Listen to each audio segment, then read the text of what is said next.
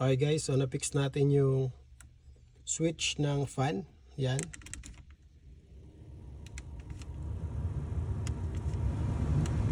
Okay. So ang ginawa natin guys, tanggalin natin ulit, bunutin natin.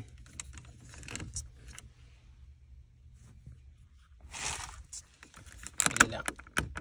Okay. So ang ginawa natin, itong titing to, ito yung pinaka naputol. Yan. So nag-grind nito ng pinakamanipis. And then itinusok ko dito sa naputol niya. So ayan na ngayon. Gumagana na yung fan. So na-save natin yung 2,500 Saudi Riyal. Sobrang mahal nun guys.